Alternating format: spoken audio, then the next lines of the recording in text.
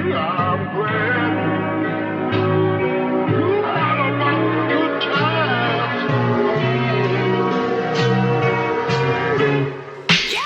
Melanie's mind's a mind of fanatic. Melanie's mind so great you can't have it. Melanie's mind the mind of fanatic. Melanie's mind's the great you can have it. Hello everybody, welcome back to my channel. I know it's been a while, but it's been just really hectic trying to keep up with my new job. So pretty much I work at this gas plant and I have to leave my apartment at 4 in the morning because it takes 2 hours to get there, and then I work until 5 and don't get back home until 7, and that only leaves me 2 hours to actually be able to do stuff. So I'm going to really be trying to put some more content out, but just be patient while I get into the routine of everything. So to come back into everything, I wanted to talk about some of my worst dates. Mainly one date in particular that was just the epitome of a worst date. And if someone were to say, worst date, like what's the first thing that would come to your head? This story it takes the cake for any other bad date that I've had. Pretty much this took place my junior year when I was like 17 years old, and I was working at Home Depot and making friends there. I was friends with a lot of my coworkers, and I was looking for someone because at the time I was single for a while, so I was just wanting to go on dates and meet new people. I was expressing to my coworker, who was also my friend, how I was feeling, and she told me that I think that I don't remember exactly how it really all began, but pretty much one of her boyfriend's friends saw a picture of me and really wanted to start talking to me. I followed him on Instagram and we started DMing each other, and he was pretty interesting. I was like, okay, like I would definitely go on a date with this guy. But the problem was I had no idea what he looked like. See, like on his Instagram, there were pictures of him, but it was mainly just like a silhouette of him. Like I could vaguely like picture what he looked like, which isn't like the biggest deal. Like I wasn't just gonna judge him on his looks, but I just kind of wanted to get more of a sense of what I was getting myself into. We were talking, he seemed pretty nice, and he was like, we should go on a date. So I was like, yeah, okay, like I'd be down to go on a date. We set up a time where we were gonna meet up, and yeah, we just kind of kept talking, but I think that we had planned to go on a date very soon after we started talking. So the day of the date, he tells me that he doesn't have a ride, like he doesn't have a car or anything. So I was like, oh, that's not a problem, I can pick you up. And he lived pretty close, so it wasn't really that big of a deal. So I drove over to his house, which was like maybe 5 minutes away from my house, and I pull up to his house and he comes out. He looked absolutely nothing like I pictured that he would look, or like even how he vaguely looked in his pictures.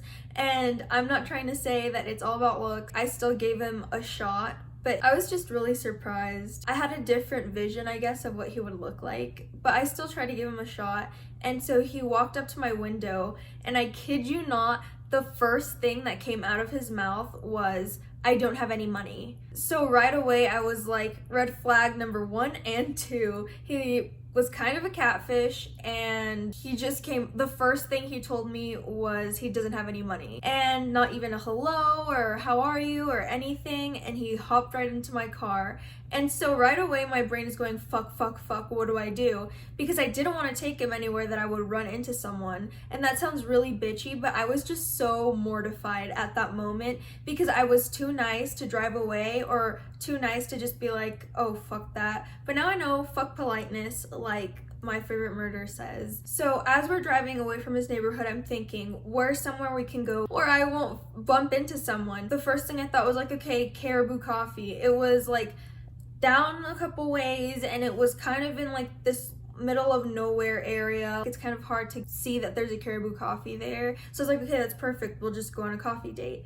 And so I drive there. I was like trying to make sure that I didn't see anyone I knew, and we walked into the Caribou Coffee, and right away I see one of my friend's boyfriends, and I didn't know he worked at Caribou, and I was so mortified because I was like, holy shit, my friend's boyfriend's gonna think I'm over here with some weird guy. So I got my cup of coffee and he didn't get anything, and I offered him if he wanted something and he said no. So we sat down at a table, and I was just trying to finish my coffee as fast as I possibly could because I just wanted to get out of the date. So as we were sitting at the table talking, he was telling me about how he was into music and if I knew this artist and that artist and the other artist.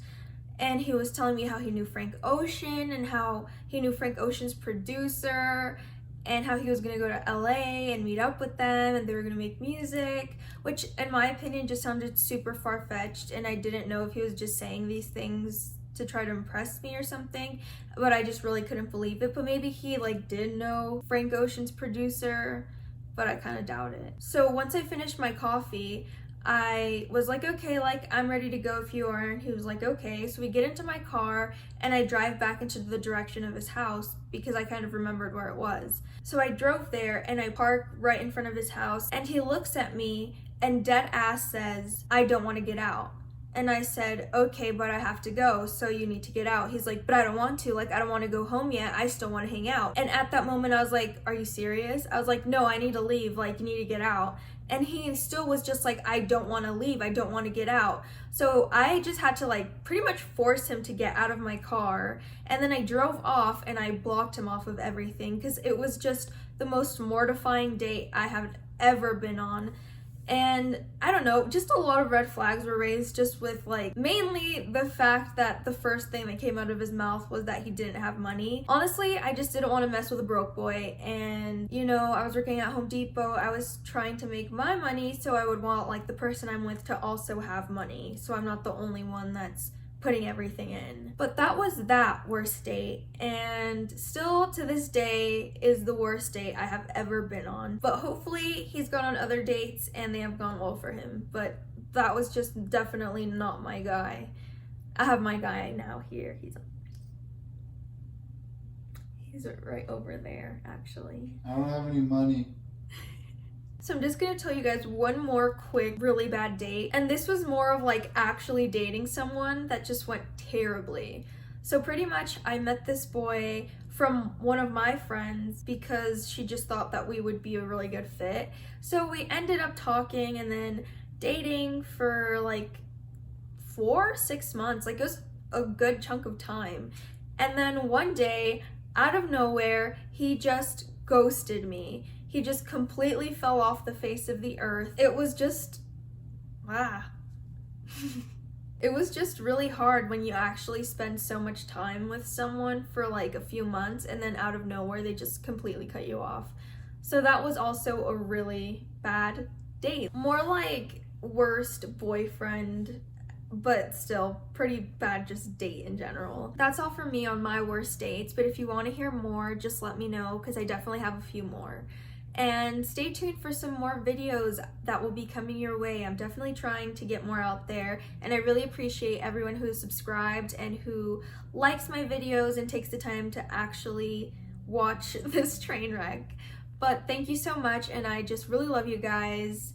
Until next time.